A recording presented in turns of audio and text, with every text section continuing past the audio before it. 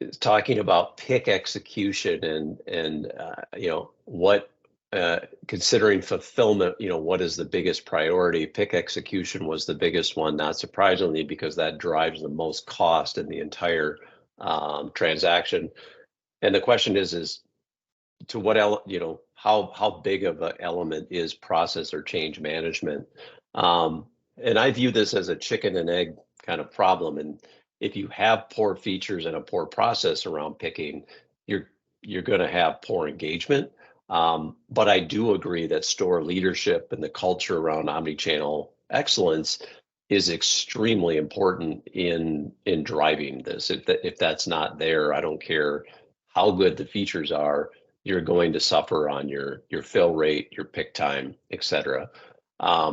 Where I think retailers could get more advanced here is really to think about pick strategies by store type, by tier, or by order type. So perhaps some stores shouldn't get orders, some stores shouldn't get single line orders, some stores should just get multi-line orders. So getting more specific to what kind of a store is this, what kind of sales volume do I do, is there a large back room or not? A lot of retailers have a lot of variety across their store formats, but I think they treat BOPUS and ship from store as a one size fits all process. And I think there's a lot of productivity that they're leaving on the table by not looking at it in that way.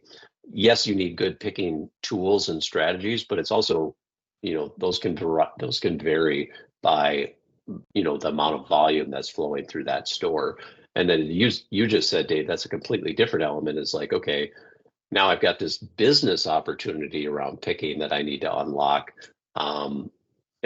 Just because you now have all this inventory tied up sitting in your back room, which is a completely different animal. But I think it's a little bit of both in terms of how we think about pick execution. What, Dave, your thoughts? Yeah, for us, it's been a lot of learnings around this one. Life was pretty simple when 5% of our orders were 5% of our business was fulfilled in a store, and we were able to just shoot those orders down to the store, and the store teams would pick on each order they would pick separately. But as that number of that penetration of store fulfillment has gone up from 5 to 10 to 15 to 20, I'm sure it's 25 plus in a lot of retailers, that store payroll actually becomes a real problem. And your margins, it really starts eating into your margins. So kind of as that number has increased, the way we pick has become more and more important. For us, the evolution has really been, we've gone from picking each order to trying to do batch picking, and you need a certain volume, like you said, so it doesn't work in all stores, but where you have those stores where the piece of paper just keeps coming out, that's really batch picking can be very beneficial.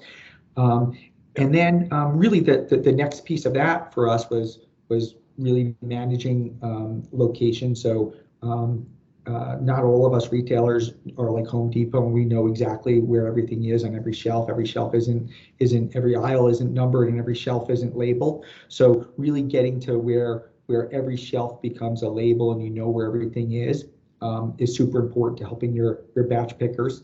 And then really, where we're getting into next, and we're not quite there yet, is really optimizing that pick path, really helping the picker, tell them what path to go to walk in the store. This is, you should go up this aisle, turn right, come back down this aisle. And I think that's really going to be the next kind of evolution. And there's probably a huge AI play there. Really just using an AI engine to really help us.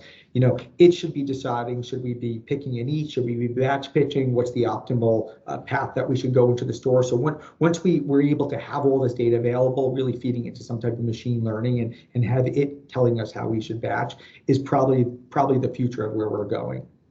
And then just the other piece of, once you optimize the pick piece, you also want to optimize the customer pickup piece, and that too has been an evolution for us.